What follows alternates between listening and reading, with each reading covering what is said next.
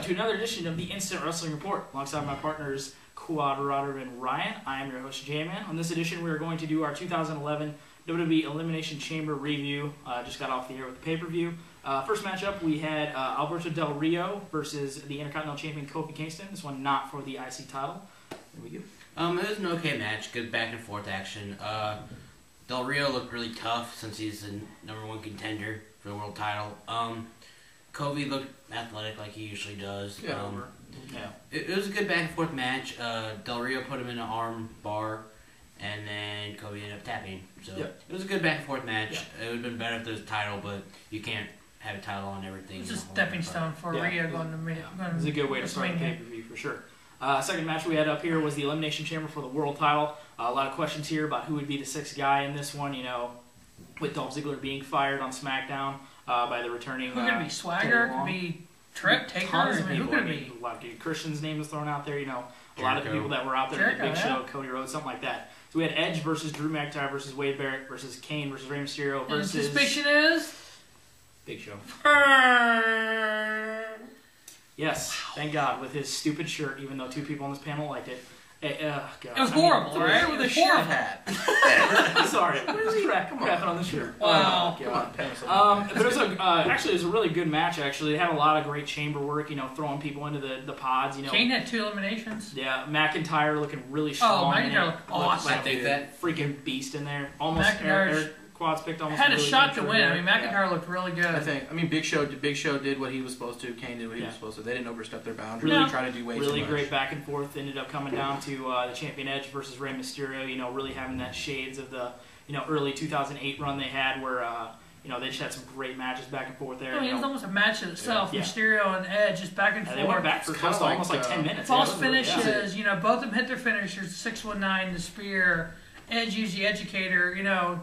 It was just a lot of, it was like a chamber and then a match. It was kind of like the chamber that won that got down to Trip and Taker years ago. Yep. Where they just had a little match in between. And I think the last 5 minutes of this really kind of brought their overall rating for me. Oh, yeah. I thought it was it really added really to well it. done. It was a good back and forth at the end. Edge hitting the spear at the end. Off the top rope from we didn't know if it was going to be the end because so many false finishes. Oh, yeah. It was so close. But it got really intense after the match when Mr. Christian Cage returned. Well, there was a beatdown by Del Rio and Edge. Yeah. And then the crowd's getting into us. They're kind of booing Del Rio on this. The music hits. Christian comes out, takes out Del Rio, because Del Rio took him out. Didn't look injured at all. No, he looked good. Really he solid. kept going toward the pack.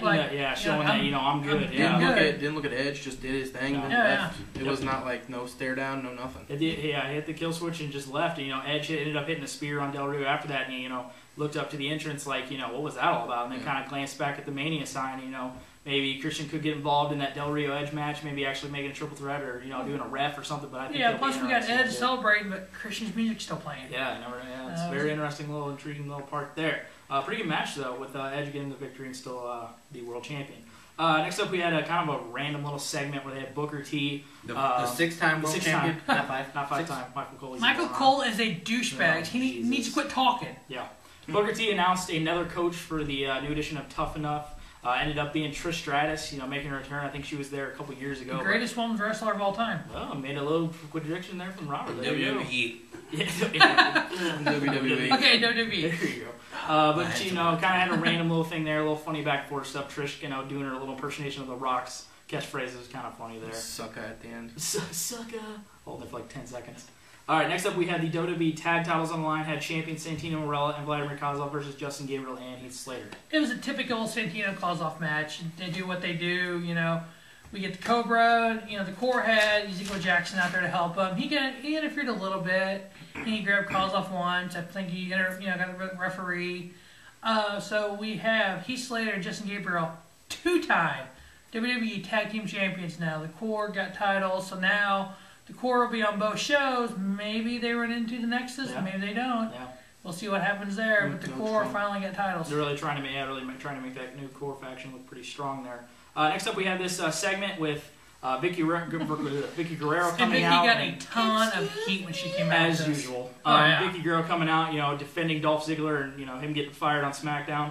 Holla. Teddy comes out and says, I'm going to hire somebody. It ain't going to be Dolph. It ends up being Kelly.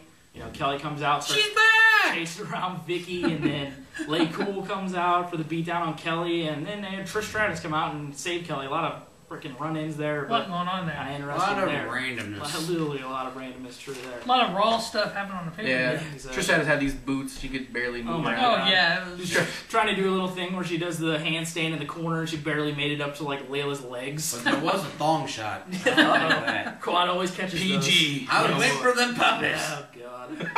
All right. Next up, we had the WWE title on the line. We had champion The Miz versus Jerry the King Lawler. Yeah, with this match, really just not that much like a lot of people expected.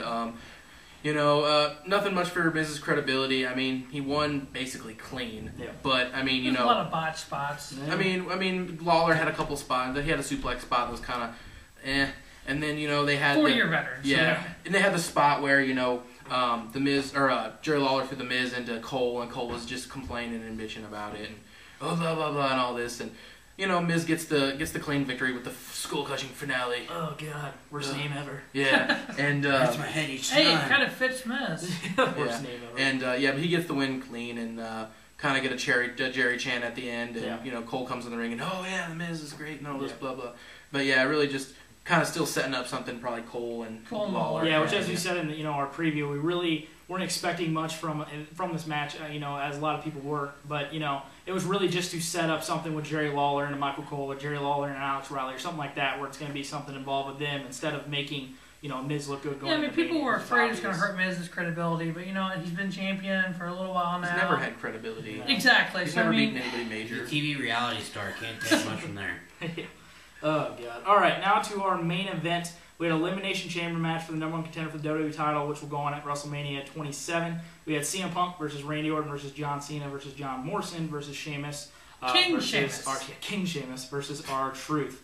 First little thing that happened here was CM Punk kind of got into the match, out of the pod, and kind of got stuck into the pod. They were kind of weird, weren't really knowing if barely we were open. kind of that. yeah, It's they barely took it open. in a lock for some reason. CM Punk looked really weak, got RKO'd and got pinned in 3 seconds. It was done. I'm like, what? That makes no sense. And they finally had where Cole got an email from the general manager, Anonymous general manager, very convenient there, and saying that CM Punk had a faulty pod. Yeah, pod I mean, this all opening. comes from what G-Man said, what I've said. This faction with Cole, Nexus, Punk, Miz, and Alex Riley. So Could still go to that. it's never probably know, going to be down that. the The road. higher power, They the ended GM up- is going to be Michael Cole. They ended up probably. putting Punk back in that matchup, put him back in the pod, ended up coming out last.